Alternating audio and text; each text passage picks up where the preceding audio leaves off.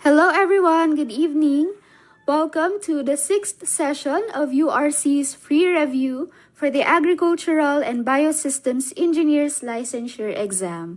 So welcome po ulit sa ating participants na nandito sa Google Meet at sa mga sumusubaybay sa ating Facebook live stream. So we are very happy to have you join us on our 6th free review session. So quick check-in ulit for our participants. Kindly type in the chat box or in the comment section ABELET 2026 if you're taking the exam this year, or future RABE if you are preparing ahead. Again, ABELET 2026 if you're taking the exam this year, or future RABE if you are preparing ahead. Ayan, so whether you will be taking the exam this year or in the coming years, we wish you the best of luck with your preparations, and hopefully ay nakakatulong din itong ating free review sessions for you guys. So before we officially begin, we would like to extend our heartfelt gratitude to our co-presenters for making this caravan possible. So thank you to the Philippine Society of Agricultural and Biosystems Engineers Pre-Professional Group from Cebu Technological University Bareilly Chapter and Caraga State University Main Chapter. And before we proceed, don't forget to register to our free review sessions to stay updated on upcoming topics. You may also enroll in our review programs for a more comprehensive preparation. This includes coaching, manuals, review materials, and guided consultation. So for today's session, ang topic natin ay laws, professional standards, and ethics. And as always, it is my pleasure to introduce our lecturer tonight. She graduated cum laude from UPLB with a degree in BS Agricultural and Biosystems Engineering. She is a DOST SEI undergraduate scholarship grantee and is a nominee for induction into the Phi Kappa Phi Honor Society. Without further ado, let's all welcome and give a virtual round of applause for Engineer Maria Salvi Amor Cagbay. Good evening po! Good evening po. So hello everyone. So first, let me share my screen. Nakikita nyo ba? Okay. Sige. Again, I'm Engineer Salvi, and today's lecture, we will review laws, professional standards, and ethics.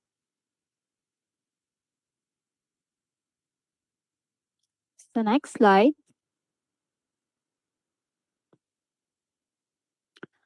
So I'm Engineer Salvi. So for the table of specifications, ang ABE, as we all know, may 300 items at tatlong areas. So sa bawat area ay may 100 items.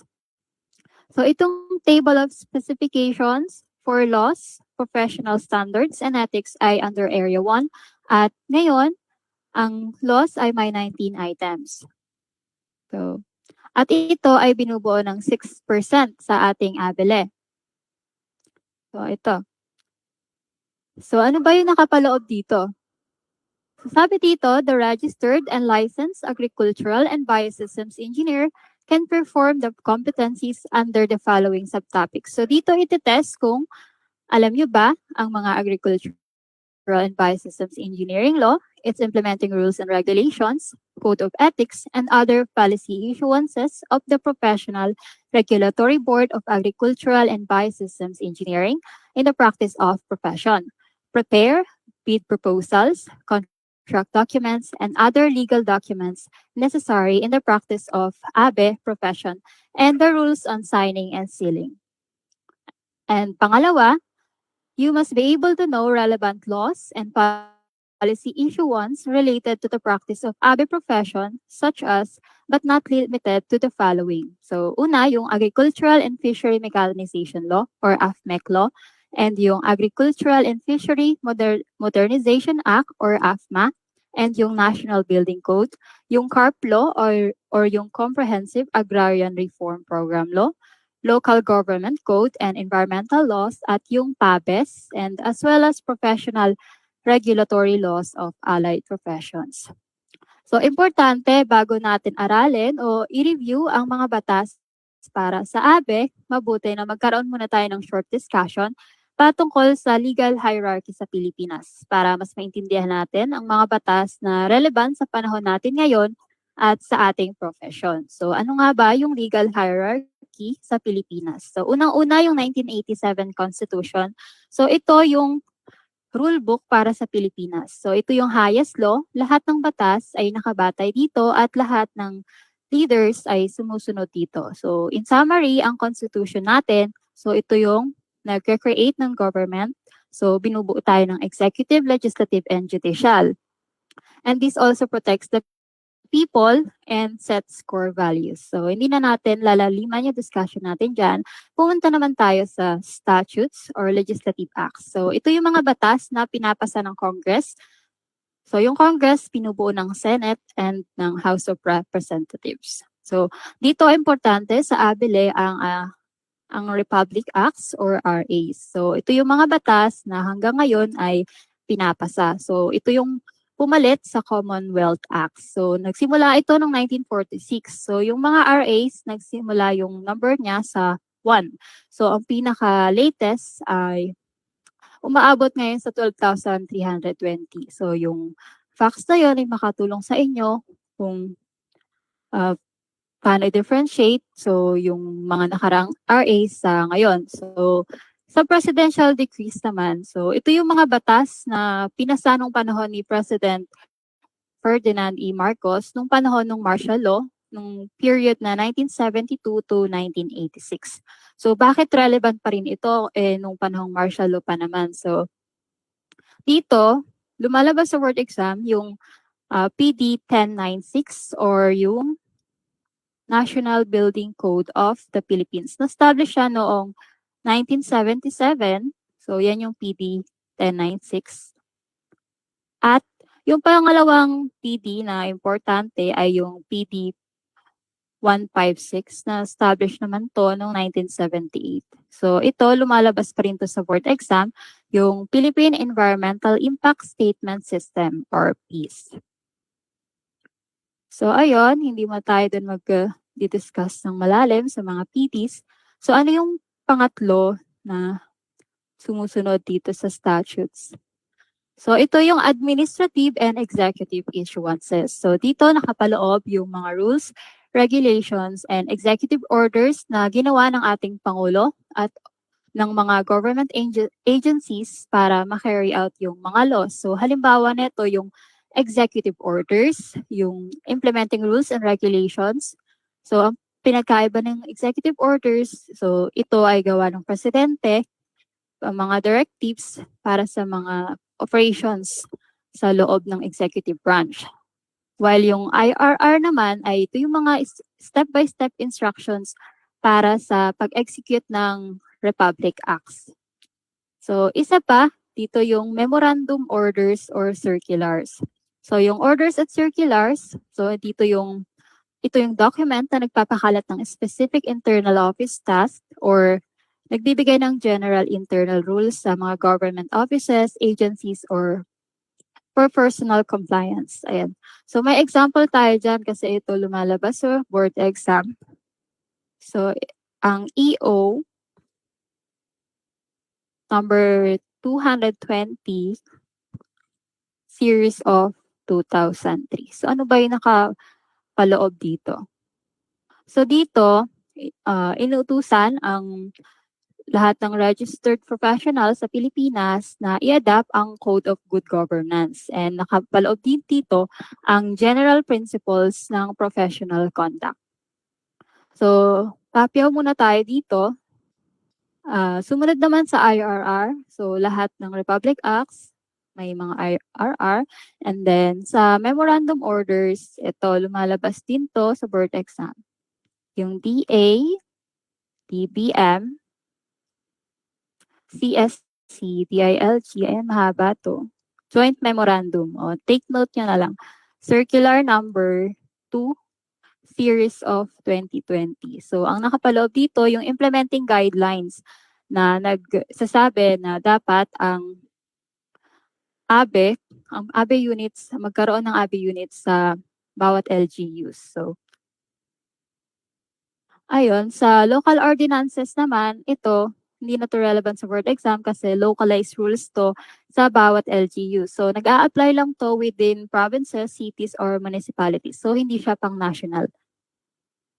So, tapos na tayo sa legal hierarchy sa Pilipinas. So, ayan, background lang muna. So, magkakaroon tayo ng short quiz, 3 items lang. So, bago yon, reminder na for all reviewees, na be honest with yourself kapag nagre-review. So, ngayon, please don't try to search for answers. And I think kaya nyo to since review lang siya ng knowledge nyo nitong undergrad. And para mag-gauge nyo yung sarili nyo kung may naaalala pa ba kayong mga batas na pinag-aralan nitong college. So, ready na ba kayo? Pwede kayo mag-comment sa Facebook or dito sa Google Meet. So, ang ating first question. So, guess the law. It is the founding legislation that formally regulated and professionalized the practice of agricultural engineering in the Philippines. So, bibigyan ko kayo ng 15 seconds to answer.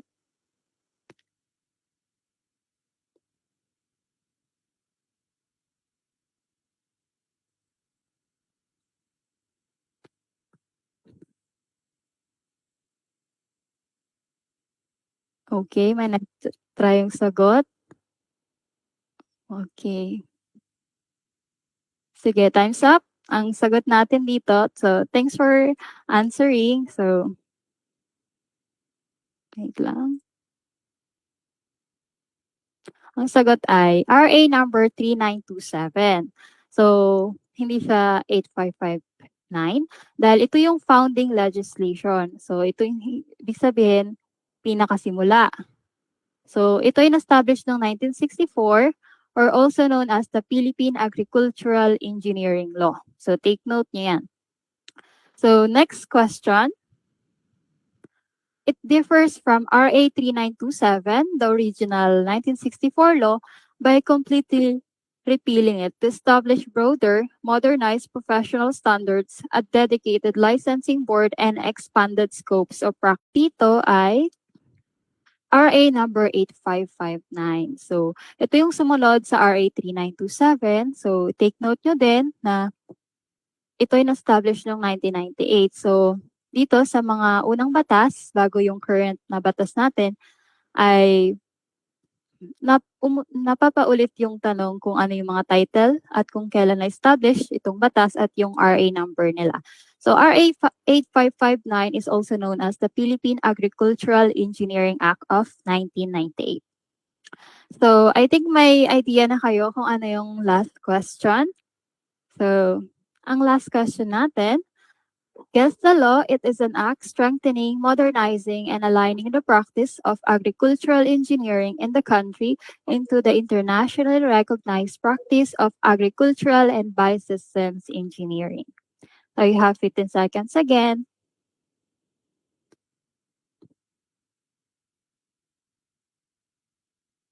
Okay, may nagsagot na din.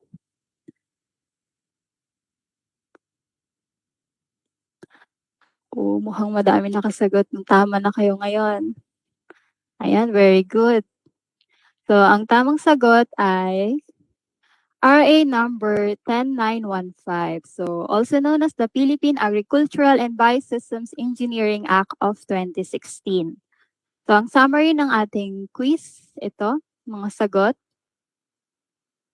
So, we have RA number 10915, take note nyo, RA number 8559, and RA number 3927. So iba-ibang taon yan sila. Tandaan nyo yung title, yung number, and yung kanilang year of establishment.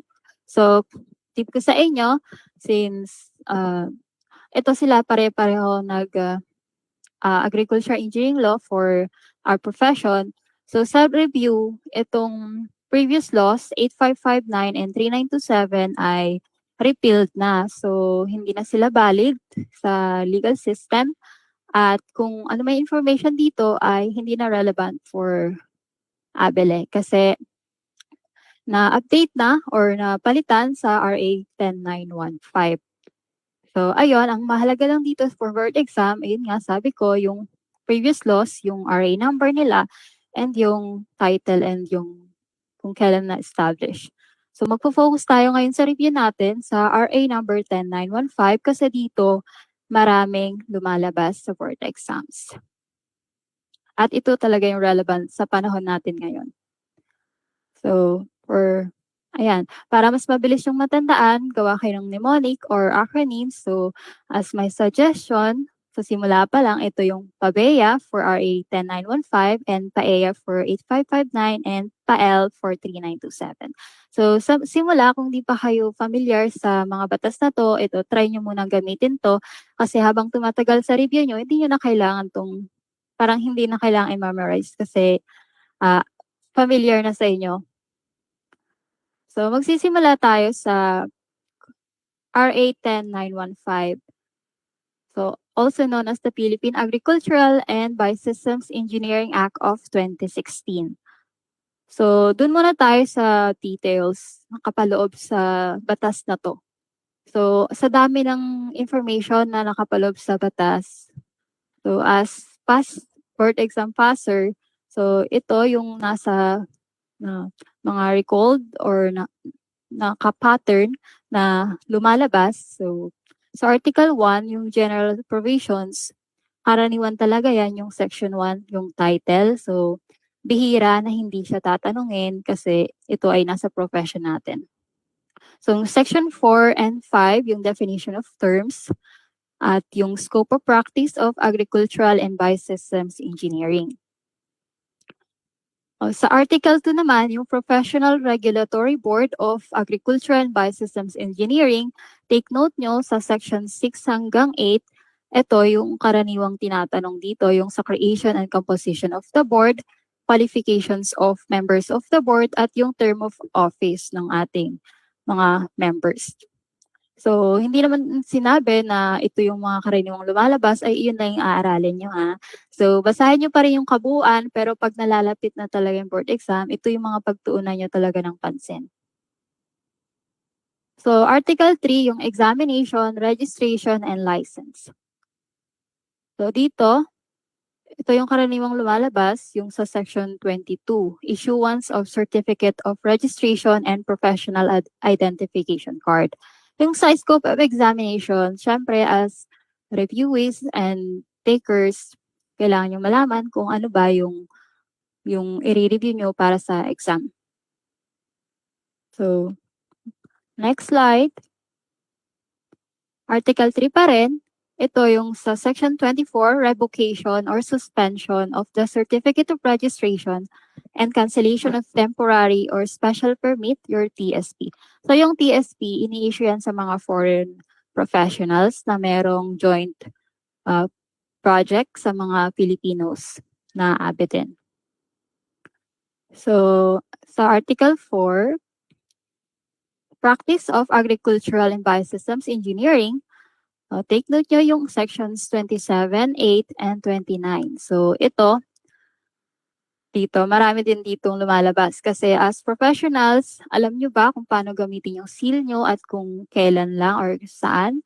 So, sa mga documents, ano ba yung mga dapat nyo lang ilagay? So, yun sa section 28 at sa section 29, kung ano ba yung mga requirements para sa mga firms and partnerships kapag magpa-practice sila ng ABE. So, ayun. Meron pa sa Article 4, sa positions in government and private firms and establishments with agricultural and biosystems engineering functions. So, ayan, mahalaga din yan. So, yung sa Section 35, ito yung about sa National Career Progression and Specialization Program. So, andito nakapaloob yung 14 specializations ng ABE. So, yung Section 36, yung Code of Technical Standards. So, isang paragraph lang yan, mamaya pa i-review natin. So, for Article 5, ito yung about sa CPD or yung Section 40, Continuing Professional Development. So, dito yung requirement para sa atin na kayo para sa future professionals. So ano yung requirement para sa renewal ng license and for upgrading, ayan. So sa Article 6, yung enforcement ng batas na ito and penal provisions. So yung Section 42, mahalaga na malaman nyo kung ano yung mga penalties kung sakaling magkaroon ng violations ang isang tao or entity or ikaw mismo as future engineer. So sa Article 7, transitory and final provisions, ito parang general information na lang. So, hindi siya ganun. Hindi siya nalabas sa board exam. So, yung transitory provision. So, dito lang nakapaloob kung anong dapat gawin ng mga current leaders ng board habang nasa transition period from previous law, yung RA 8559 to RA 10915. So, yung implementing rules and regulations, dito, inutusan ang magiging board of ABE or PRB ABE na gumawa ng guidelines for implementing rules and regulations sa batas na to. So, nai-release nila yung IRR ng RA 10915 noong 2025. So, yung separability clause, so ano lang yan. So, sinasabi lang dito na any clause or sentence or paragraphs na found unconstitutional or invalid ay hindi makakaapekto sa kabuuan nitong batas.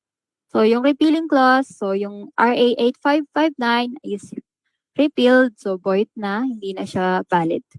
Yung effectivity, ayan, hindi na yung mahalaga. So, pagkatapos nun, dumako naman tayo sa nilalaman ng batas.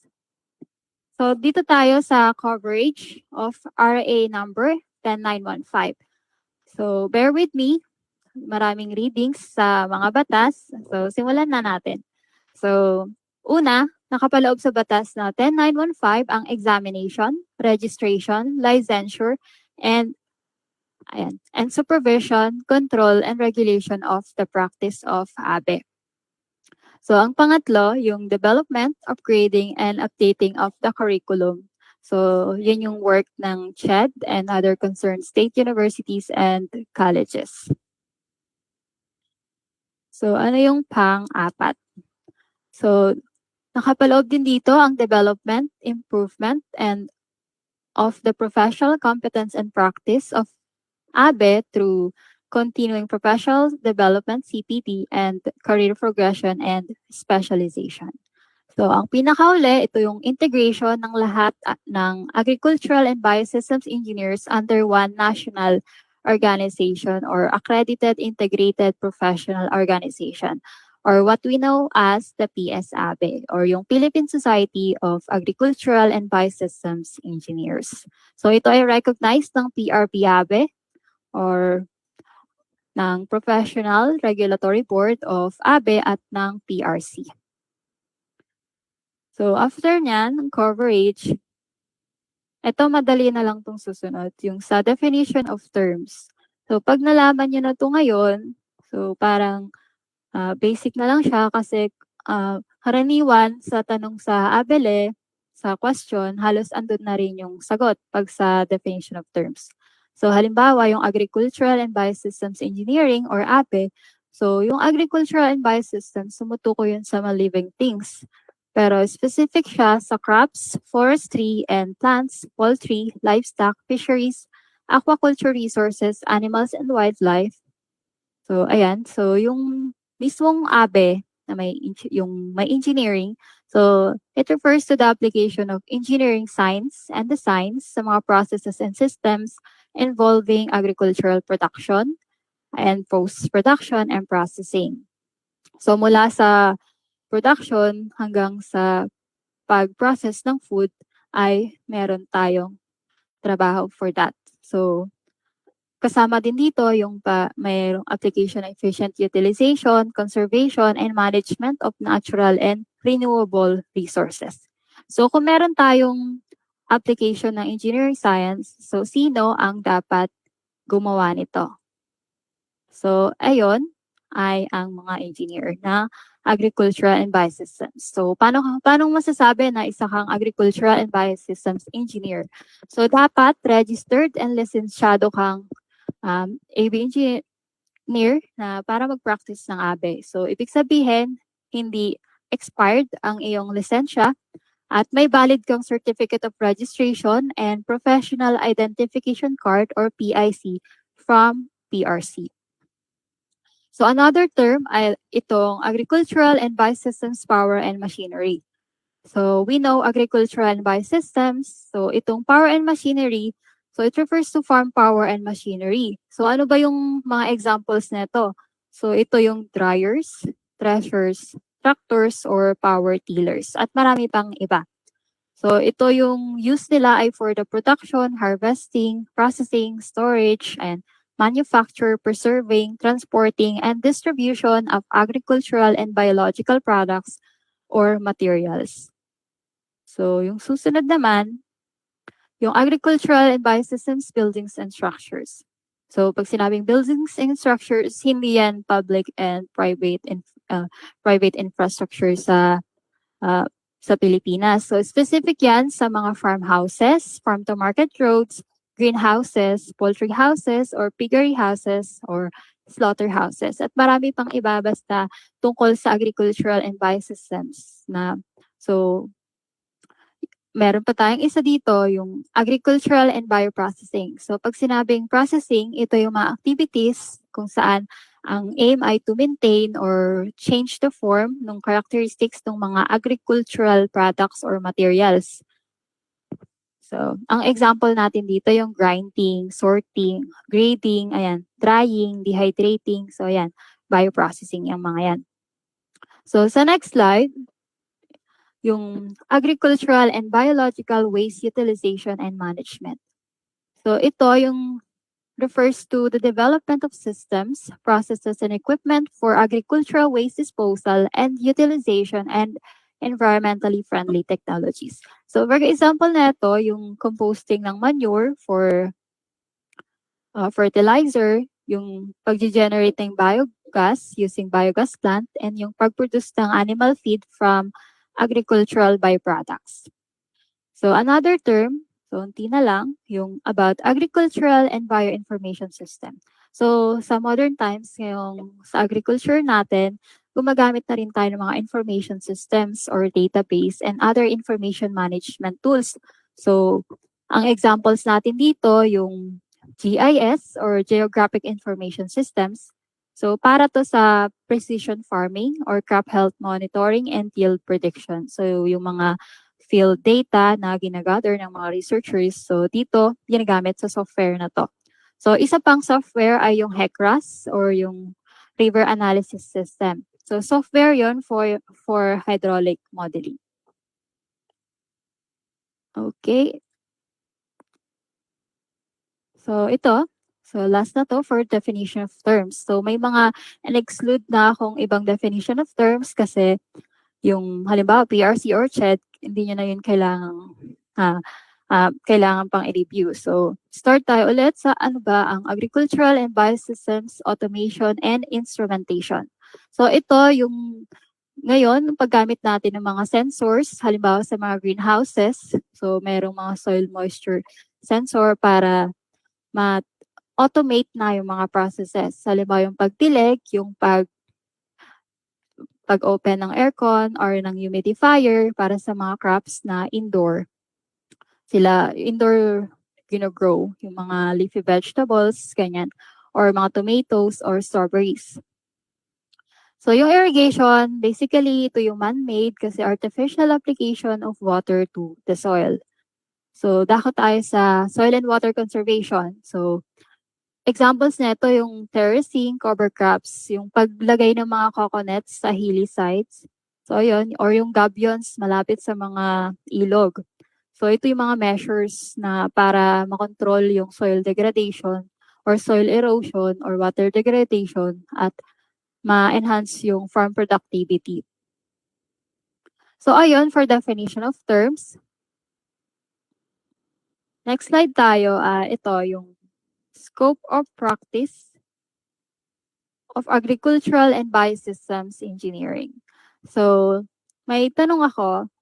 So, sa ating mga nanonood ngayon, so sino dito yung full-time reviewee or sino yung may work na related sa ABE?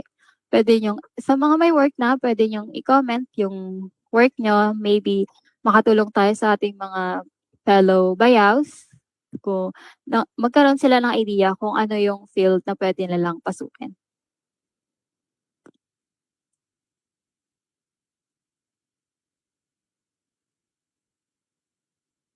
Okay. Check natin sa Facebook. Ayun, full-time reviewee. So, nung ako na nag-review ako, full-time reviewee din ako. So, ayan. Thank you for answering, China. So, let's proceed sa scope of practice. So, ito, mahalaga to sa ABELE. So, start tayo sa number 1. So, kayo bilang future engineer, so pwede tayo mag-prepare ng engineering designs, plans, specifications, project studies, feasibility studies, and estimates. Itong mga examples sa baba. So, pwede niyong basahin yan. So, basically, lahat ng about agricultural and biosystems engineering. So, kung pwede tayo mag-prepare ng mga designs, plans, lahat niyan, so pwede rin tayong mag-supervise or mag-manage ng construction and operation and maintenance nitong mga ito. So, sa next slide, bibigyan ko kayo ng example. So, magkakaroon na kayo agad ng idea. So, I believe, after nyo pumasa sa world exam, so ito, ang another scope ay yung valuation, appraisal, investigation, inspection, monitoring, and technical audit on AB machineries, equipment, structures, and facilities, and ABE projects. So example natin itong pagiging project assistant. So ang major responsibilities nito na pwedeng gawin ay mag-conduct ng validation and monitoring activities under the RISE program or assist in the implementation, coordination, and monitoring of APCO Laguna activities. So, iyan yung pangatlong scope. So, bale itong scope pala ng practice ng ABE ay may 12. So, yung pang-apat, yung program or project development and management and planning, evaluation, and consultancy services. So, bakit nga ba natin iniisa-isa to? So, sa board exam kasi, mahalaga na alam mo yung sarili mong practice. Kasi itatanong dito kung ikaw bilang engineer, ano ba yung scope ng work mo kumpara sa isang profession. So, kung hindi mo alam yung profession ng isang, so kung di mo alam kung ano yung work ng isang profession, at least dapat alam mo yung kung ano yung scope of practice mo. So, halimbawa sa mga land appraiser, so kung hindi mo alam kung ano yung work nila, basta alam mo yung sayo, magkakaroon ka ng idea kung ano yung i-eliminate mo sa multiple choice. So dito, ang examples natin, yung sa BAFE, under ng division nila ng Planning, Knowledge Management, and Digitalization Division, naghanap sila ng isang planning officer. So sa panglima, pwede tayo mag-conduct ng research and development, training and extension on ABE. Example natin ito yung sa TA PhilMech. So naghanap sila ng science research analyst. So ang function nito ay mag-conduct ng duties pala, okay, ay mag-conduct ng monitoring, assessment, evaluation, and data management and reporting. So, ayan. So, di ba, ang dami ng scope ng ABE. So, yung pang-anim, so ito, yung sa AMTech. So, pwede tayong testing sa evaluation and inspection ng AB machinery and other related ABE facilities, equipment, and projects. So, example natin to, itong sa AMTech. So, pag sinabi kasing testing, evaluation, inspection, so AMTech ang premier testing center sa buong Pilipinas. At syempre, kung sa AMTech ay more on ABE or AB engineers yung kanilang i-hire. So, ito, naghanap sila ng junior engineering assistant with tasks of conducting field and laboratory tests of agricultural machineries. So, may tinatawag din silang mga test engineers, so specific. So ayun, karamihan talaga doon o dapat ay AV engineers. So sa scope number 7, pwede tayo mag-manufacture, distribution sa installation and sale of AV machinery and other ABE facilities and equipment. So ito ay isang private company. Naghanap sila ng sales engineer. So specific ito sa graduate ng ABE and lisensyado. So ang hinahanap din nilang advantage ay may experience sa corporate work and sales. So sa scope naman natin, pang-8, so ayan, so teaching or conduct of lecture of other subjects in institutions of learning in the Philippines. So as dito sa pagiging college instructor, karaniwan o normal lang na hinahanap nila ay yung mga may master's degree na. So sa number 9, preparation and evaluation of farm development plans, farm suitability maps, and land use maps or reports for agricultural, livestock and poultry, fishery, aquaculture, and forestry production and processing. So dito, if you're knowledgeable with GIS, pwede kayong mag-apply as GIS analyst or GIS specialist sa mga government agencies or sa mga private companies. So dito makikita nyo sa qualifications. So may pang-10 na naman tayo ay yung training, supervision, agri-fishery, machinery, and technicians and operators. So ang halimbawa natin dito ay yung DAATI. So tinitrain nila yung mga AV engineers natin sa mga provincial para sila yung mag-extend ng knowledge. So ititrain naman ng AV engineers ang mga farmers para sa operation at maintenance ng mga machineries. So yung pang-11, so ito yung karaniwang work. So yung employment with the government and private firms and establishments. So it's mandated by law na kailangan magkaroon ng mga regional agricultural and engineering divisions or RAED sa bawat region. So at least one AV engineer ay employee nila. So ayan. So ito yung pinakahuli. So ito yung participation in the preparation of environmental studies for agricultural, fisheries, agroindustrial, and biosystems projects and its monitoring under the Environmental Impact Assessment or EIA system. So yung for to see sa UPLB SESAM Agrotox Lab. So recently, naghanap sila ng project technical assistant. So hindi naman kailangang lisensyado as long as may knowledge sila with carbon footprint accounting and life cycle assessment. So if you know kung sino or kayo, ayun, pwede nyo tong pasukin as your first job or another job. Ayan. So tapos na tayo sa 12 scopes of practice of ABE. So ito, tandaan nyo tong scopes na to kasi as I've said, lalabas talaga to sa board exam. So ano nga ba yung Professional Regulatory Board of Agricultural and Biosystems Engineering or PRB-APE? So ito ay composed of 1 chairperson and 2 board members. So ano yung process ng pag-create or pag-buo pala ng board? So ito ay by appointment. So una, magkakaroon ng nomination. So una, may nomination sa PS-ABE ng 5 nominees ang itataas nila sa PRC per position. So pag napunta na sa PRC, magkakaroon naman ng recommendation or 3 recommendees per position ang PRC na ibibigay nila sa Office of the President. So ito by PS-ABE. So ang pangatlo, so nasa President ng desisyon. So mag-a-appoint siya ng isa sa bawat position and iyon yung magiging final members of the board. And take note, ang PRB-ABE ay under ng administrative control at supervision ng PRC.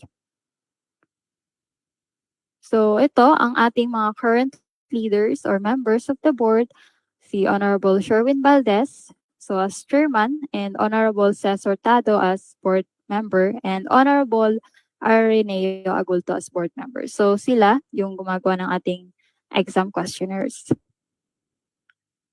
So dumako naman tayo sa qualifications of the members of the board. So ano nga ba yung mga qualifications para maging member nitong board?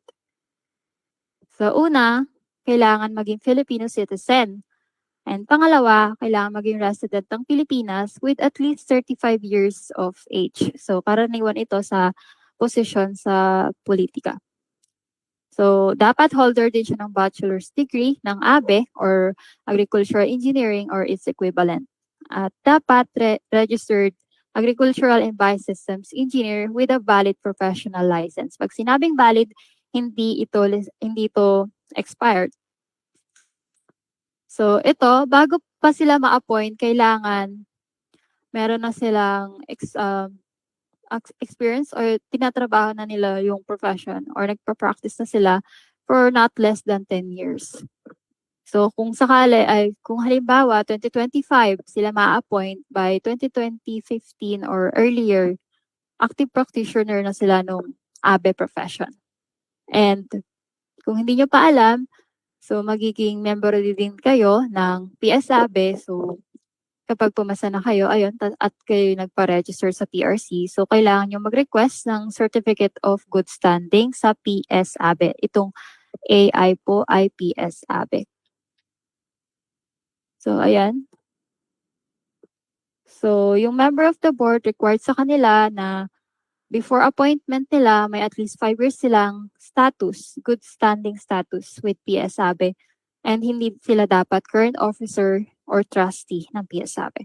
At ito ang pinakamabigat, so dapat wala silang past records or has never been convicted of any offense involving moral turpitude. So yung moral turpitude, so any behavior or any violations of the community standards.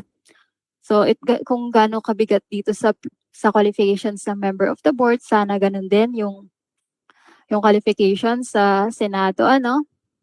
So ito, meron pa, hindi pa yun tapos. So dapat, for a period of 3 consecutive years prior to their appointment, so halimbawa 2025, sila ma-appoint around 2022 or earlier, between that 2022 to 2025 ay hindi na sila a member yun ng faculty of any institutions na tinuturo yung ABE or hindi sila connected sa review center to avoid biases din.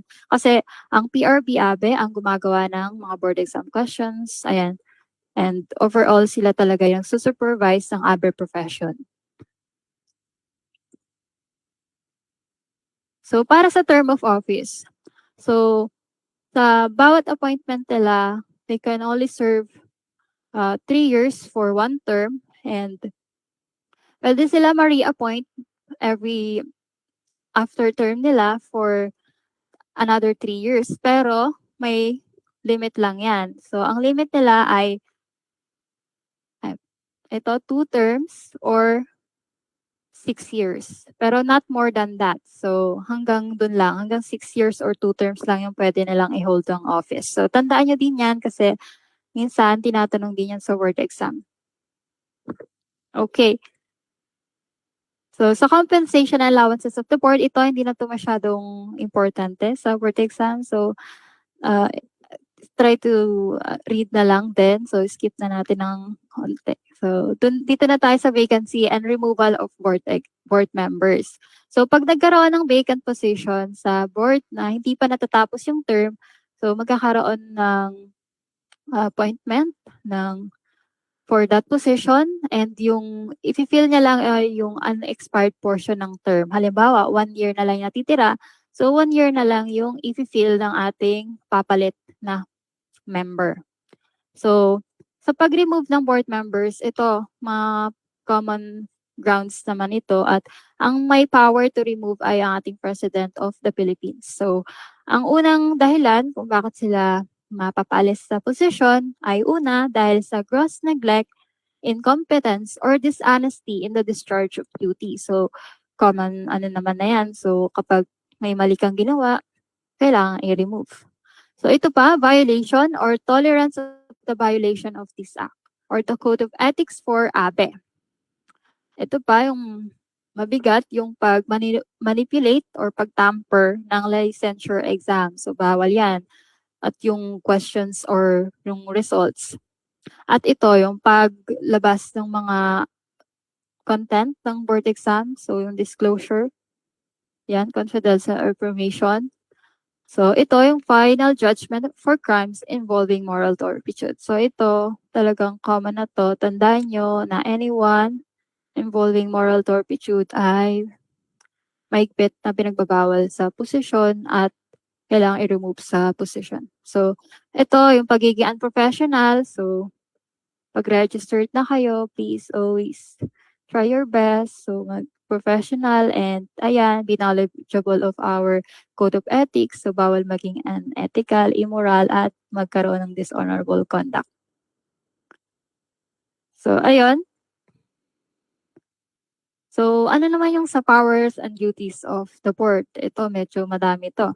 So, highlight ko na yung ibang mga relevant sa board exam or yung frequently lumalabas. So, ito mahalaga naman silang lahat. So, isa-isahin na rin natin. So, yung PABE must promulgate and adopt the rules and regulations na necessary para ma-enforce itong batas.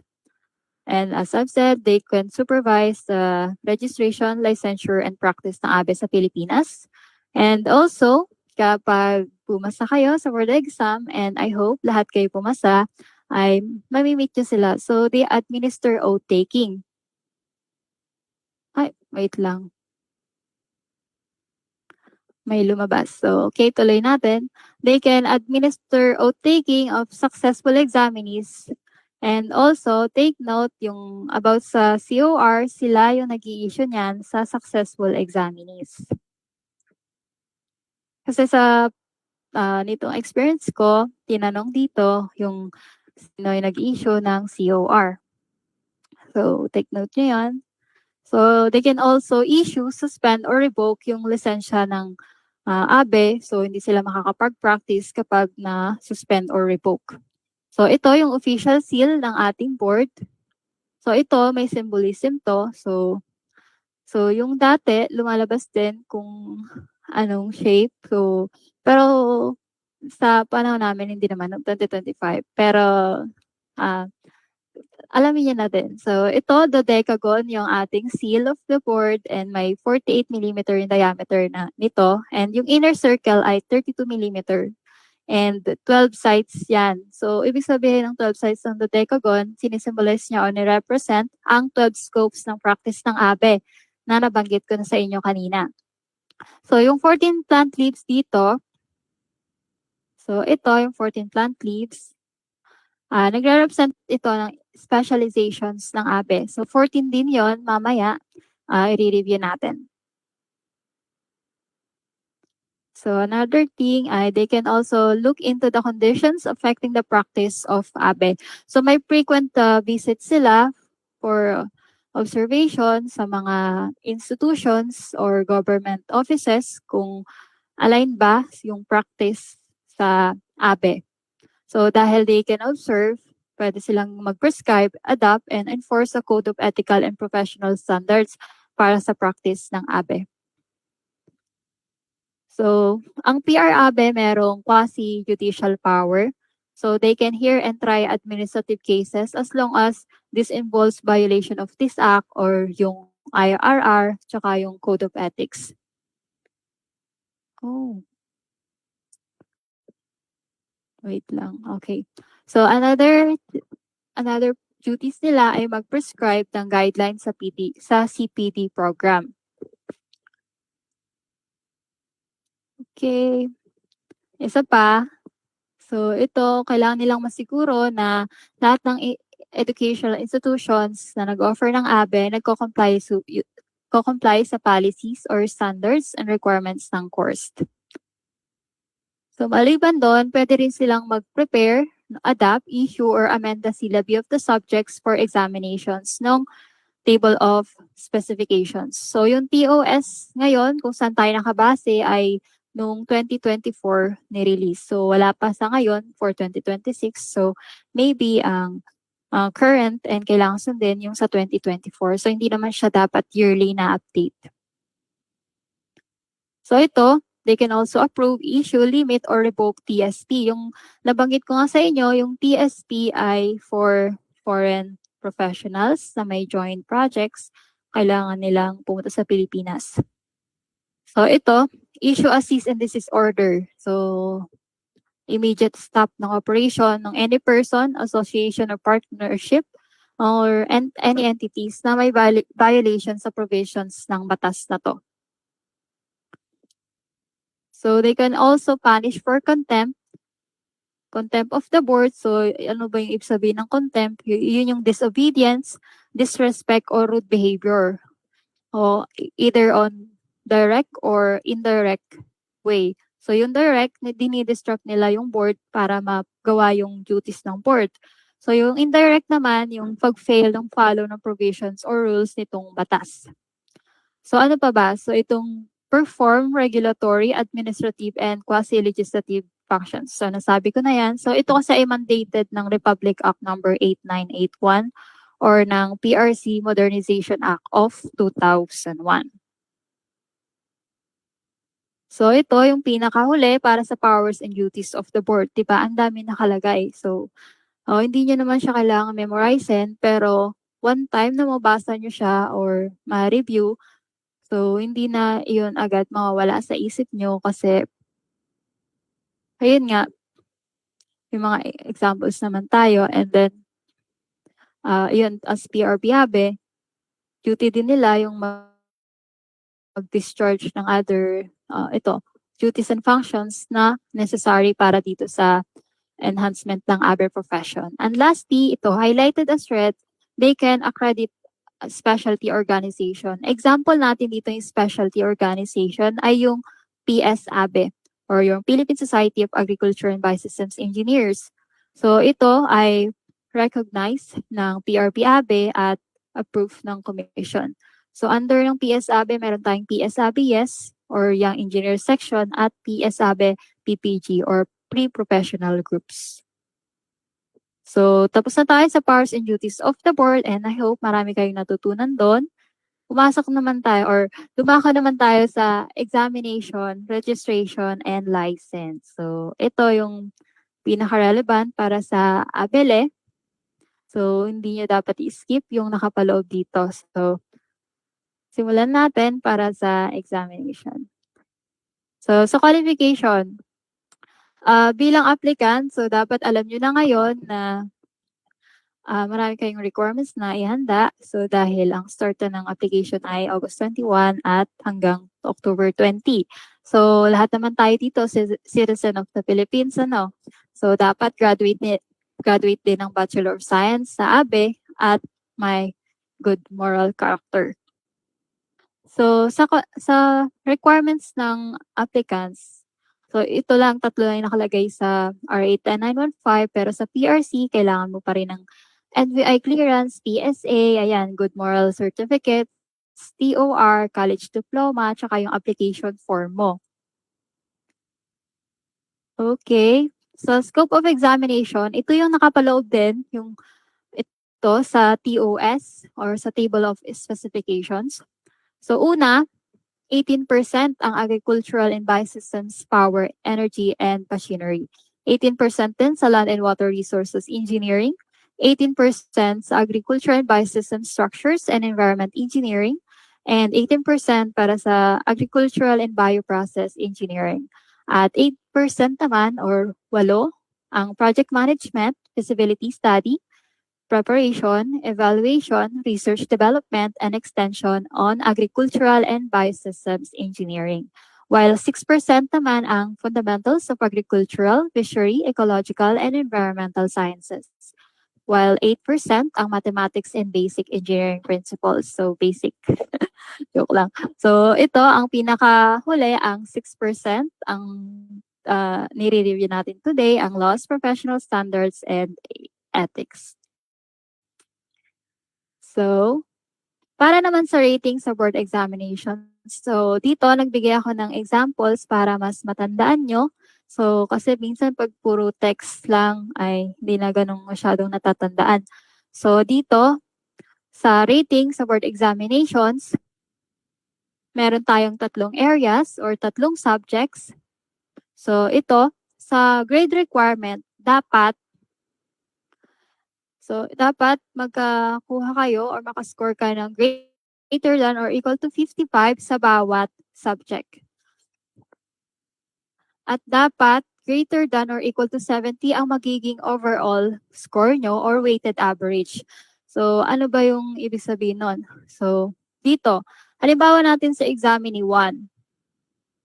So, nakascore siya ng 55 sa area 1. So, ayan, pasado siya sa requirement sa una. So, nakascore din siya ng 74 or greater than niya ng 55.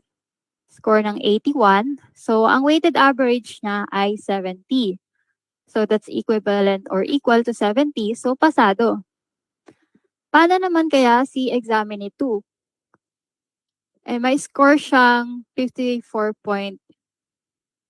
So, ito, hindi na pasado sa requirement. Pero naka-82, naka-85, and greater than 70 yung score niya. So ito, ang mangyayari sa kanya ay magiging conditional examinee dahil naipasa niya naman yung weighted average, kaso lang meron siyang isa na subject or possible sa ibang situation, dalawang subject, as long as weighted average na ito, 70. So ang i-retake niya dito ay yung naibagsak niyang area. So isa lang. So itong area 1. So, siya ay conditional examinee. So, itong examinee 3, dito, greater than or equal to 55 naman lahat ng scores niya. Kaso lang, yung kanyang weighted average ay hindi greater than or equal to 70. So, kailangan niyang mag-retake. So, ang i-retake niya dahil hindi niya naipasa yung weighted average ay lahat ng areas. Pero good news dahil hindi naman siya talagang good news. Pero it's a hope for retakers na nitong 2024 may PRC policy. Di ba nga ay yung retakers hindi na pwede mag-top notchers before. So ngayon, merong resolution number 1814 series of 2024 ng PRC na retakers can now be top notchers. So this one recognizes that excellence, hindi yung excellence ay nakabase na sa current performance at hindi sa past setbacks. So ayun, naging popular din kasi siya nitong March 2026 dahil may nag-top 1 na retaker nitong physician's licensure exam. So I guess or I assume na mas maintindihan niyo yung part na to. Lumako naman tayo sa imagine kung nakapasa na kayo. So, ito yung gagawin nyo. So, I hope po sa kayong lahat. So, ito ang gagawin nyo. Kailangan yung magbayad ng mga required fees sa PRC and yung i-release nila itong Certificate of Registration if you request sa website. At ang nakalagay sa COR, ang signatures ng chairperson, ng commission, and ng board, as well as yung signatures ng mga board members. So ito, highlighted red kasi nga, lumalabas talaga to sa board exam. So dapat yung COR ay may stamp ng official seal ng commission at ng board. So ano nga ba example nitong COR? So ganito yung example niya, ito ay mula sa PRC CAR ng Baguio City. So ito, pag nag-request kayo, dito ilalagay yung pangalan nyo. At dito, Rehistradong Agricultural Biosystems Engineer. So dito ilalagay yung registration number nyo, kung kailan kayo nagpa-register, yung araw, buwan, at yung taon. So take note, dito sa baba, yung signature pangalan ng ating chairman ng PRB ABE at yung signature ng mga board members. So dalawa lang yon. So ito, dito yung signature ng ating chairman ng PRC. So dito naman banda yung stamp, banda dito. So dito yung picture nyo. Kukunin nila yan sa website, sa upload yung picture sa PRC. So ayan. Ano pa ba yung mahalaga for ABELE? So ito, hindi ito mawawala. Itong Professional Identification Card or PIC. So ang requirement dito para makapag-request kayo ay magbayad nga ng mga processing fees. So maliban doon, kailangan yung ito, automatically kasi kapag pumasa kayo ay magiging member na kayo ng PSABE, kailangan yung magbayad ng membership fee at mag-request ng Certificate of Good Standing or COGS kung tawagin. So ito namang proof of completion of CPD requirements para lang to sa mga sa second time na magpapa-renew. So hindi to para sa mga baguhan na magpapa-register. So yung renewal ay every 3 years. So take note, tinatanong din to sa board exam, every 3 years ang renewal, subject to the requirements as the board may thereafter prescribe and upon proof of completion of the mandatory CPD requirements. So, ayun, ano ba yung example ng itsura niyan? Okay, pindutan ko. So, ito. So, ito yung old design. So, ipapakita ko na din sa inyo. Ang nakalagay dito ay ito, yung pangalan. So, dito ilalagay yung pangalan nyo, yung first name, middle name. So, tandaan nyo, itong registration number dapat nakalagay sa PIC, yung registration date, at yung validity. So, tinatanong yan sa board exam. Registration number, at ito, sa likod naman ng ID, nakalagay yung signature nyo as a professional and signature ng ating chairman ng PRC. So, ito, kwento ko lang, nitong taon, nag-register ako noong February 9, 2026. So, ang na-receive kong design ng PIC card ay ganito. So, may bago silang design na ni-release nitong February 26. So, nung February 26 lang. So, ilang linggo lang yung pagitan. So, ito yung revised content, format, and layout ng PIC. So, ito na yung matatanggap nyo pag kayo nagpa-registered. So, ayan, may last name, middle name. Ang nabago dito, yung sa design, tsaka dito sa baba, meron nakalagay PQF level. So, yan yung Philippine qualifications. So, ang level natin ay 6. So, dyan tayo mag-start. So, ito yung QR code. Dito nakalagay yung inyong name. So, pag na-scan nila yan, may mga information silang malalaman about you. So, tapos na tayo dun sa Philippine Identification Card. So, may mga unfortunate reasons na may mga successful examinees na hindi mabibigyan ng registration dahil sa mga following grounds. Ito. So, possible na na-convict sila ng any offense involving moral turpitude. So, ito na naman. So, common knowledge na dapat yan. So, found guilty of immoral or dishonorable conduct. So, ito yung nababalitaan natin na guilty for violations of the general instructions to examinees. So, ito yung mga examinees na nawi-withheld ang kanilang scores kasi ay nasa under investigation or hanggang ma-guilty ng cheating. Ayun.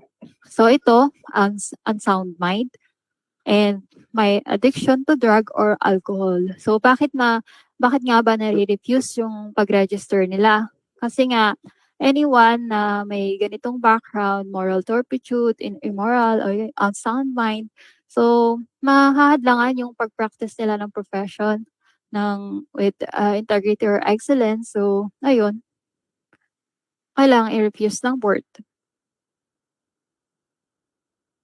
So, ito pa. So, kung magkaroon na kayo ng certificate of registration, possible pa rin na ma-revoke or suspend yung inyong COR dahil nga sa mga grounds na ito. So, ito rin ay included para sa cancellation ng TSP, pero ito ay para sa foreigners na. So, una, yung violation ng any provision ng batas na to, yung IRR, yung Code of Ethics, Code of Technical Standards, ayan. So, ito pa, perpetration or use of fraud sa pag-obtain ng COR, yung mga peking dokumento o kaya yung pagbabayad sa mga officials para magkaroon ng COR or TSP, ayun, bawal yun.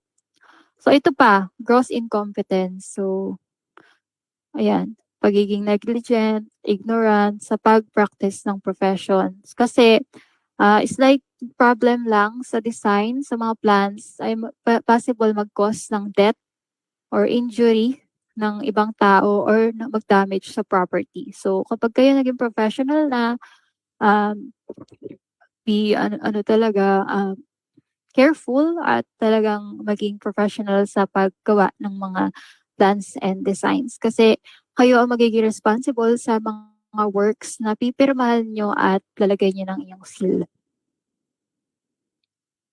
So ano pa yung mga dahilan para ma-revoke or suspend ang COR?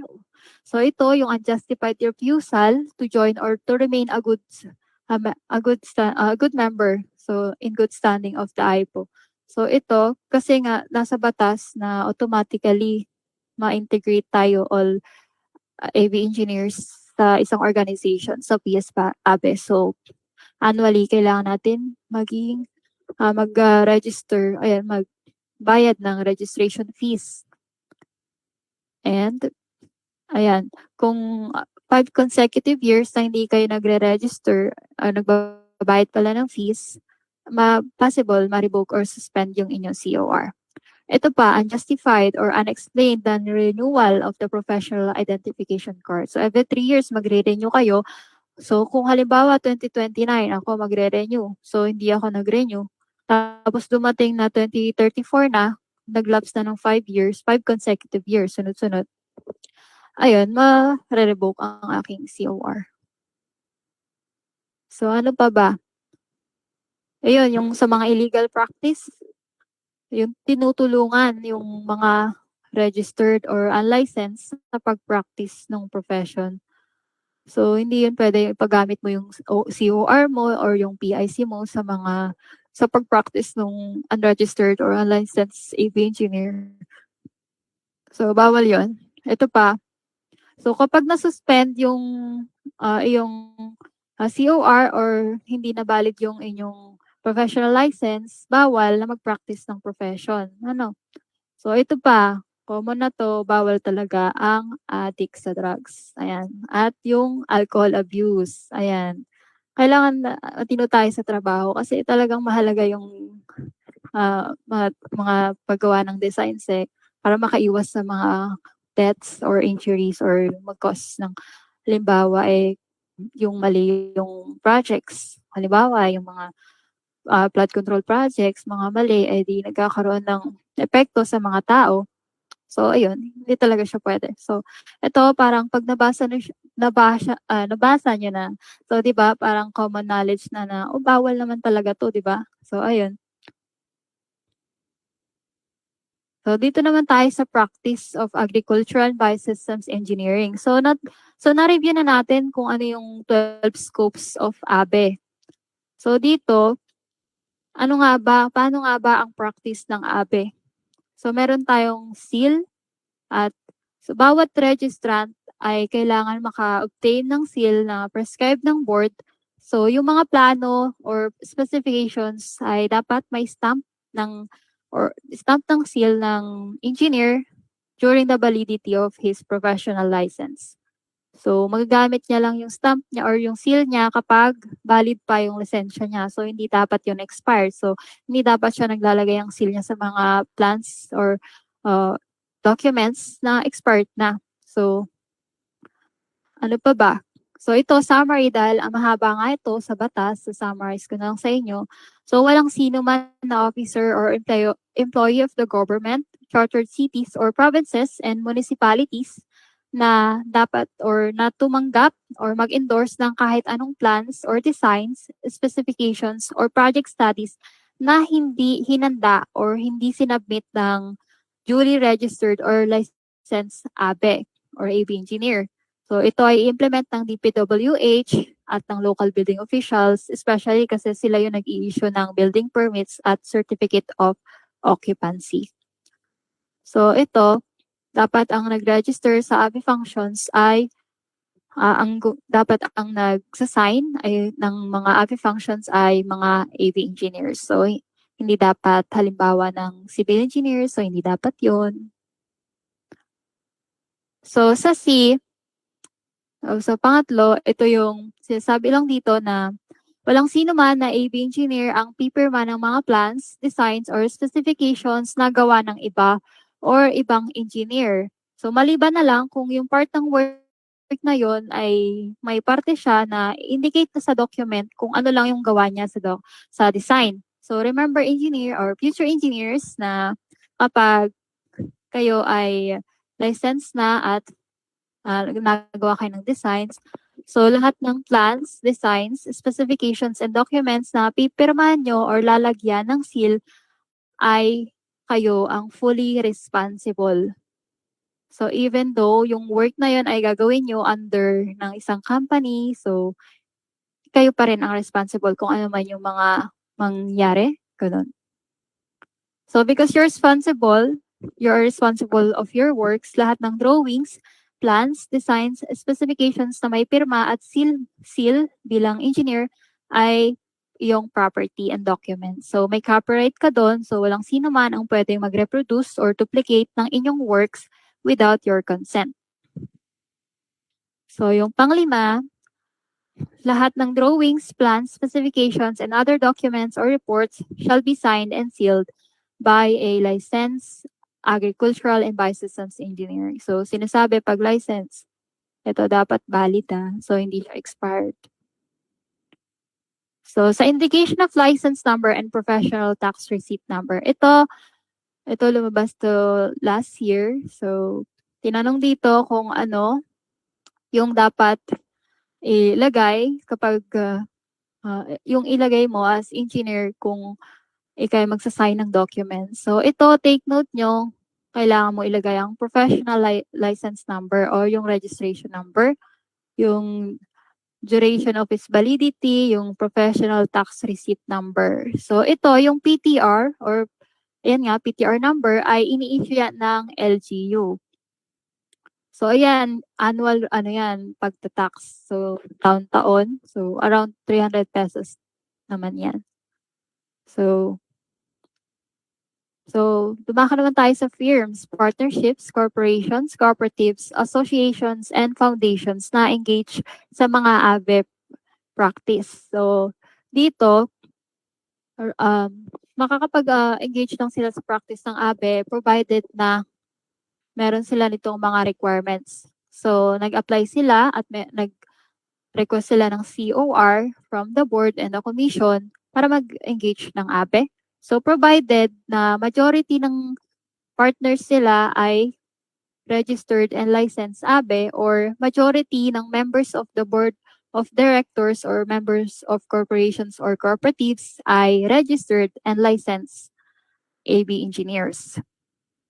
Maliban doon, dapat yung specific practice or function na related sa ABE ay ang gumagawa ang registered and licensed AB engineers, hindi other field other field ng engineer. So, hindi dapat civil engineer, mechanical engineer, or kung ano man. Basta as long as pang ABE ay dapat para sa engineer ng ABE. So, sa position sa government and private firms and establishments with ABE functions, dito, examples natin dito yung mga all levels of engineering positions sa governments, sa mga agencies, sa DNR, sa DA, ayan.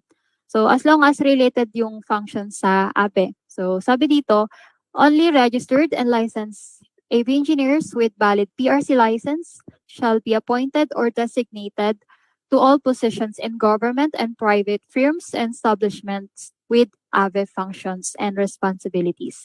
So, mandated by law din na at least one ABE engineer or AV engineer ang meron sa bawat positions provided na hindi understaff at hindi overloaded ang work. So, yung at least one, hindi naman ibig sabihin isa lang. Kasi sa totoo lang, hindi yun kaya ng isang engineer. Pero yun yung requirement, kahit isa lang sa provincial or regional, sa government offices, ayan, sa private firms. So, para naman sa National Career Progression and Specialization Program. So, after ng bachelor's degree, hindi naman doon natatapos ang pag-aaral. So, if you want to upgrade sa iyong profession, meron tong mga specialization at ito ay 14. So ito 'di ba yung nasa seal. So 14 leaves para sa 14 specializations. So bago nila i-apply yung work nila sa specialty areas, kailangan nilang matapos yung formal education. So possible sa masters or yung mga training sa mga accredited organizations. So ano nga ba yung mga specializations na ito? So ito yung sa letter A, yung agricultural and biosystems, power and machinery, yung irrigation and drainage engineering, yung soil and water conservation engineering, yung agricultural and biosystems, buildings and structures, and agricultural and bioprocess engineering, and also sa food engineering. So dito, meron ding renewable or bioenergy and farm electrification, agricultural and biological waste management, aquacultural engineering, forest engineering, AB automation and instrumentation, agricultural and bioinformation system, agrometeorology and agricultural and biological resource conservation and management. So ayan, 14, marami kayong pagpipilian if you want to pursue higher education. So ito, sa Code of Technical Standards sa Section 36, basically sinasabi lang dito na ang previous Philippine Agricultural Engineering Standards or PAES ay magiging Philippine Agricultural and Biosystems Engineering Standards or PAES. So ito na magiging Philippine National Standards natin, and this will serve as our Code of Technical Standards para sa ating practice of our profession. So tapos na tayo doon, dumako naman tayo sa Agricultural and Biosystems Engineering Education and Continuing Professional Education/Development. So dito, maiksi lang, hindi naman marami tinatanong dito. So ito yung curriculum development of update and updating. So ito, common na ang Commission on Higher Education or CHED ang dapat mag-update ng curriculum ng ABE. So that's in collaboration sa different agencies. So, kailangan nila makipagtulungan kung ano ba yung dapat idagdag sa curriculum na mag-a-align sa international standards. So, ito, sa TESDA naman, take note nyo kasi natanong din to last board exam. So, ano ba yung function ng TESDA? So, ang TESDA ay Technical Education and Skills Development Authority. So, responsible sila sa training ng ating mga professionals or mga technicians or operators. So sa curriculum development, kailangan nilang i-include sa program nila yung mga updated info na pwede nilang gawin para ma-develop yung competency standards natin bilang professionals at sa mga technicians and operators. So sa next slide, so ito yung CPD. Hindi naman talaga hindi to nawawala sa board exam, okay? Continuing Professional Development. So nag-start to noong 2016, naging batas na kailangan natin mag-earn ng CPD points. So mandatory for the practice of profession. So dito, required siya para sa renewal of professional license. So every 3 years. So ito, required din siya for accreditation systems for advanced levels of practice and for ASEAN Chartered Professional Engineers. So kung gusto nyo maging ka-level or ma-practice ang inyong profession sa ASEAN, so magpa-accredit kayo nito. So ayan, pwede rin sa Asia Pacific Economic Cooperation or APEC engineer. Yan, maging engineer. And other international accreditations. So, sa next slide, so, palapit na tayo sa pinaka-last part ng batas sa enforcement nito at sa penal provisions. So, we all know na yung PRB-ABE ay merong quasi-judicial power. So, dito sa enforcement, primary duty ng commission tsaka ng board na implement and in-enforce itong provisions ng batas na to at yung IRR. So dito yung IRR, so yan yung mga rules, regulations para ma-enforce nila to yung RA. So they can also conduct investigations on complaints including violations ng Code of Ethics and Professional Standards ng profession and prosecute ang mga violators. So ano ba yung grounds for penalties? So maliban sa mga administrative sanctions, so, so meron ding penalties. So ang grounds nito, nabanggit na to kanina. So parang sa mga pag-revoke ng COR, kapag ang isang engineer engaging in the practice na hindi registered. So hindi siya nagko-conform sa provisions ng batas. And also, ito gumagamit ng ibang COR. So peke or ayun, may pagsisinungaling. So illegal 'yan. So giving any false or forged evidence of any kind to the board or impersonating. So may ginagamit na ibang pangalan ng ibang professional. So ito pa, so pag sinabing suspended ng COR mo, hindi mo na pwedeng gamitin. So pag ginamit pa 'yan, pwedeng kang mag-face ng penalties. So ayun, using in connection with his or her name, assuming or using or advertising any title or description tending to convey the impression that he or she is an AB engineer kung kahit hindi naman. So wala din siyang valid COR at wala siyang PIC. So another ground is yung pag-implement or cost to implementation ng any plans, designs, or technical specifications or documents na hindi niya naman prepare. So ito, nakapaloob dito yung sa practice. So bawal to yung gumagamit ka ng plans na hindi mo naman pala prepare or sign. Or hindi man signed ng isang registered AB engineer. So ito may sa violation din ng provisions of this act and IRR. So general knowledge na tong bandang letter G. So ano ba yung mga penalties? So aside sa administrative sanctions, examples muna ng administrative sanctions, yung suspension ng professional license, yung revocation ng certificate of registration, cancellation ng temporary or special permit, cease and desist order, or contempt punishment. So maliban sa administrative sanctions, pwedeng maharap ang mga violators ng fine or imprisonment or both. So at the discretion of the court. So itong monetary fine, tandaan nyo din to. So for a minimum of 100,000 pesos or a maximum of 500,000 pesos. Or imprisonment of minimum of 6 months to a maximum of 5 years. So, ayan. So, sa penalties, ayun. So, tapos na tayo dito sa RA 10915 or also known as the Philippine Agricultural and Biosystems Engineering Act of 2016. So, before we end this lecture para sa engineering laws, magkakaroon tayo ng 10-item short quiz. So, para mag-gauge ko or para mag-gauge nyo yung sarili nyo kung may natutunan ba kayo or natandaan sa review natin for today. Okay. Ay. Okay. Mali. So, dito,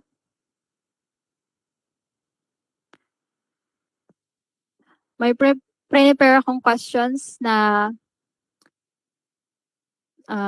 relevant para sa board exam. So, ito yung mga board exam type questions. Ayan. If ready na kayo, okay, mag-start tayo sa question number 1. And I hope mag-participate kayo kasi para din ito sa inyo. So, 10 items to. So, question number 1. Okay, may sumagot agad. Sige. It is known as the Philippine Agricultural and Biosystems Engineering Act of 2016. So, ito, kanina ko pa to inuulit. So, I hope hindi niya na makalimutan.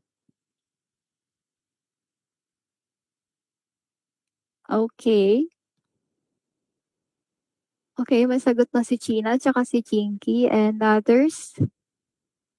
Okay, o nga pala, may timer pala to. So, sige. 10 seconds. 40, 2, 1. Ayan, sagot din si Jocelyn.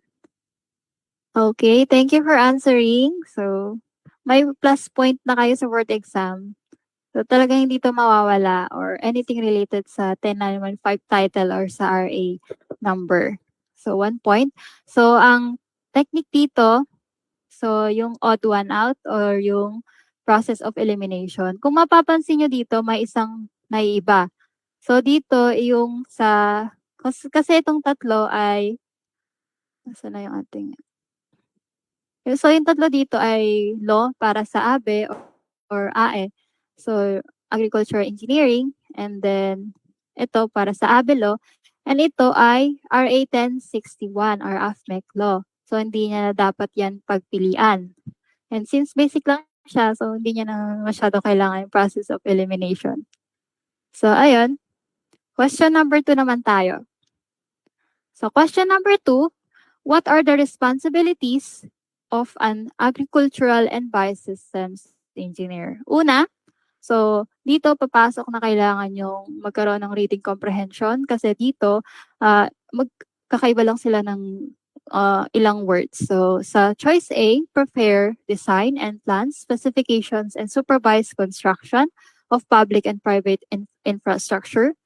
B, uphold public safety, environmental protection, and quality standards in industrial processes. C, prepare designs, evaluate plans, supervise construction of agricultural buildings or facilities. D, design, optimize, and oversee productive systems while ensuring safety and adherence to laws. So, yung iba nagsagot na.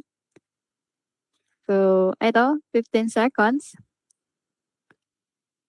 So, thank you sa pag-answer.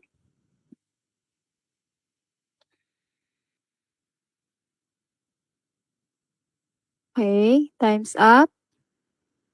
So, tama. Ang sagot dito ay letter C.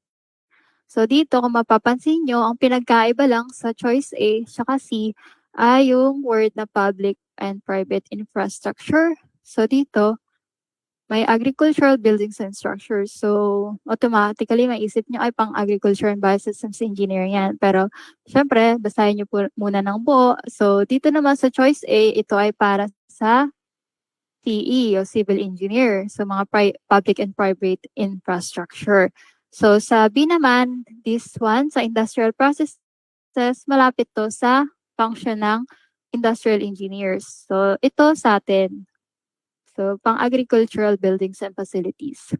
So yung pang-apat, ito ay malapit sa chemical engineering. So check. So ayun. Tako naman tayo sa question number 3. So question number 3, which among the following is not the scope of a real estate appraiser or evaluator but falls under the scope of an agricultural and biosystems engineer? So you have 15 seconds to answer. Ayan. So, di ba?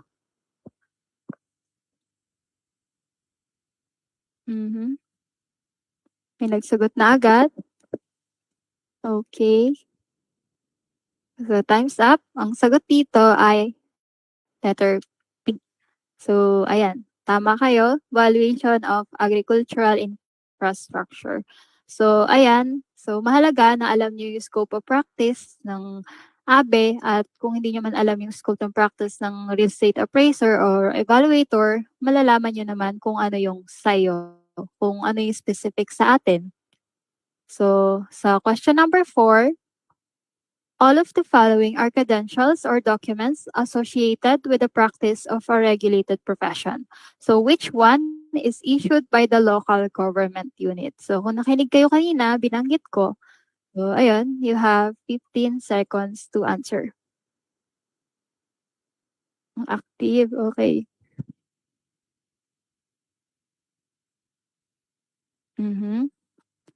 5 seconds. So, ang sagot dito ay, ayan, tama, professional tax receipt number. So, ganito lang halos yung mga tanong sa board exam. Parang madali siya kapag nag-aral talaga kayo, nag-review. So, ito, sa question number 5, which of the following is not typically required to be indicated together with a signature and seal of a registered agricultural and biosystems engineer on plans and technical documents? So, ayan. Mukhang maalam na kayo. So, dito. So, 15 seconds ulit. Mhm.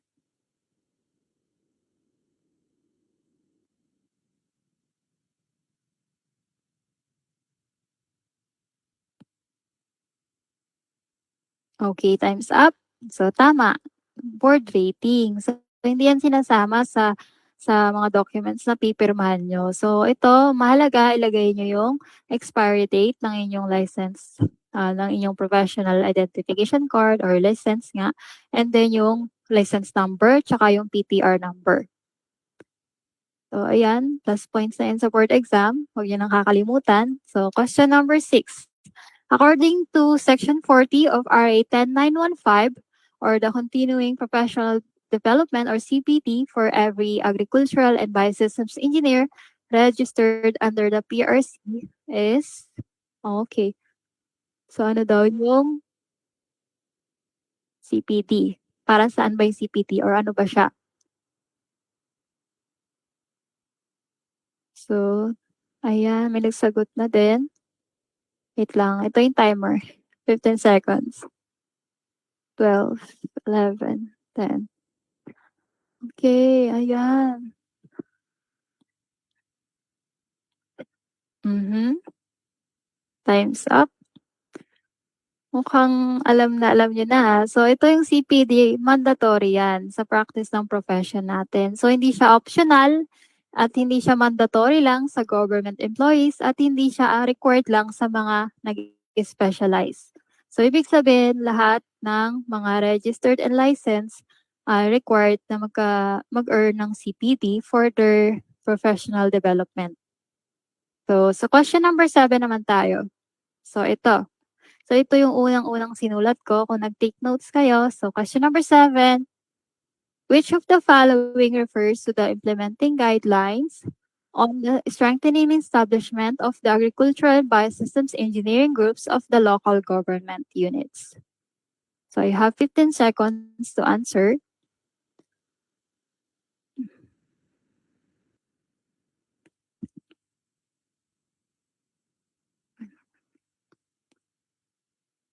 Mhm. Time's up. Ang sagot natin dito ay tama, yung choice B.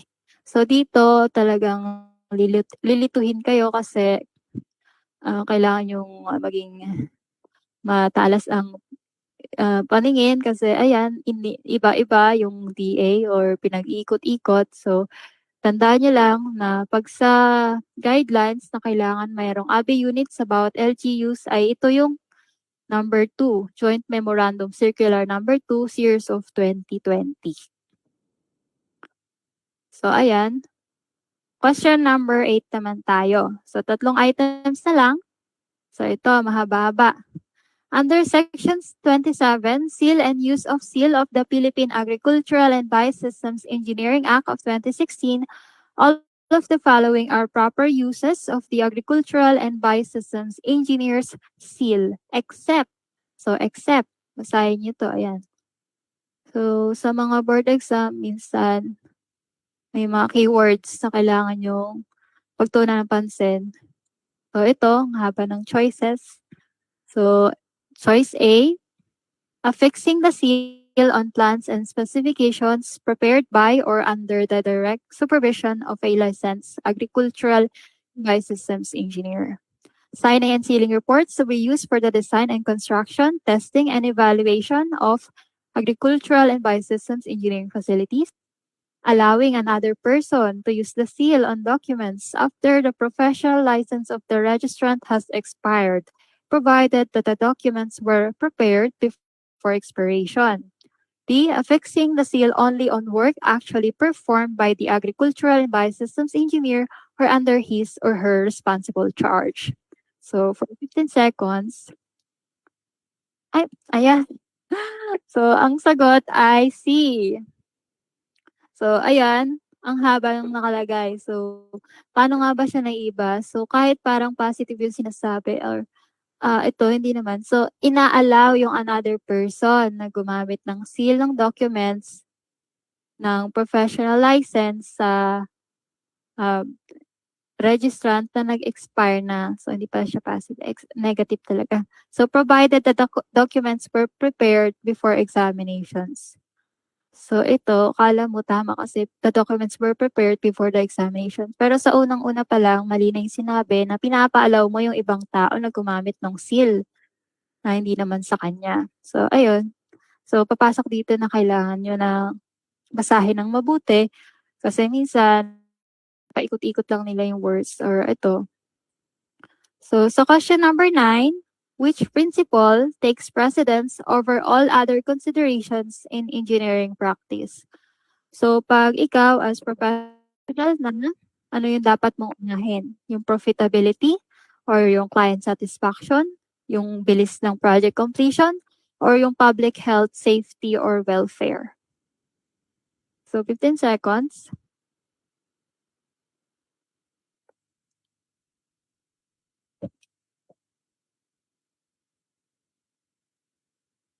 T. So, time's up. Tama kayo ng sagot. I think meron na kayong streak.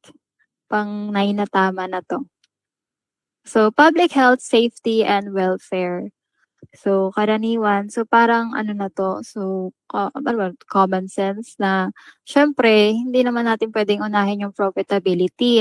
Ang mahalaga naman kasi ang public health, safety, tsaka welfare ng community or ng napapaligiran natin. Kasi ito, pwede naman solusyonan tong client satisfaction, profitability, ang speed ng project, paano matatapos. Ayan. So, priority talaga lagi ang public health, tsaka safety yung welfare. So, last question for today's quiz. So, dito, question number 10. The following are responsibilities of a professional regulatory board of agricultural and biosystems engineering, except, ayan, except na naman. So, mahalaga talaga na alam nyo yung duties or power and duties ng PRB-ABE kasi minsan ang tatanungin lang yung hindi nyo alam or yung naiiba.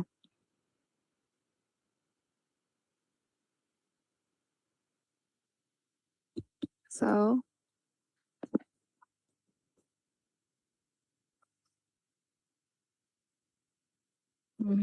time's up. So, ang sagot, eto nga, ang source D. Tama na naman kayo. Ayan, very good. So, dito, yung PRB-ABE, as mentioned, sila yung nag-a-administer ng licensure examination. So, sila yung nagawa ng mga ng mga exam questionnaires. So, sila din yung mag issue ng certificates of registration kapag pumasa kayo. And then, so pag magpa-practice na kayo ng profession, so sila yung magre-regulate kung ano ba yung dapat na practice sa Code of Technical Standards. Ayan. So, ang hindi nila ginagawa ay pag-grant ng tax exemption sa mga professionals. So, ang trabaho na yun ng BIR. So, ayun. Tapos na tayo for the quiz. And I believe that's all for our review for tonight. And I hope marami kayong natutunan for today's review. And ayun, God bless. And galingan nyo sa pag-review and just believe in yourself talaga. So, kailangan talaga ng tiwala para makagalaw sa araw-araw. Kapag review, ayun, follow nyo din yung schedule nyo, maging consistent. Kasi, ang board exam, paramihan, sinasabi nila, paramihan ng kailangang malaman. So, hindi naman siya ganun talaga. So, kailangan nyo lang talaga aralin na isa puso na hindi nyo na siya makakalimutan hanggang mag-practice kayo ng profession. So i-relate niyo din siya sa mga, um, paano ba yan, gawan niyo siya ng mga mnemonics or mga techniques or para matandaan niyo. So ayun, yun lang para sa inyo, future AV engineers, and God bless, and thank you very much mga bayaw. So ngayon, pinabalik ko na ang floor sa ating host, si Miss Rizel. Photo op. Okay. Ano ba 'to?